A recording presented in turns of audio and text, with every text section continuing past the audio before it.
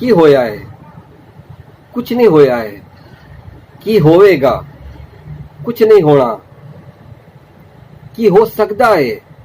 ਕੁਛ ਨਾ ਕੁਛ ਹੁੰਦਾ ਹੀ ਰਹਿੰਦਾ ਹੈ। ਜੋ ਤੂੰ ਚਾਹਨਾ ਹੈ ਉਹ ਨਹੀਂ ਹੋਣਾ, ਹੋ ਨਹੀਂ ਜਾਂਦਾ, ਕਰਨਾ ਪੈਂਦਾ ਹੈ।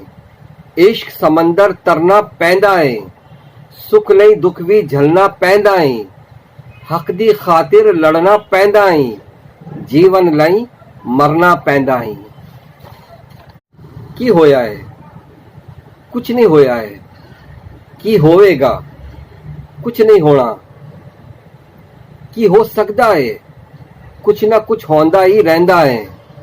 ਜੋ ਤੂੰ ਚਾਹਨਾ ਹੈ ਉਹ ਨਹੀਂ ਹੋਣਾ, ਹੋ ਨਹੀਂ ਜਾਂਦਾ, ਕਰਨਾ ਪੈਂਦਾ ਹੈ। ਇਸ਼ਕ ਸਮੁੰਦਰ ਤਰਨਾ ਪੈਂਦਾ ਹੈ।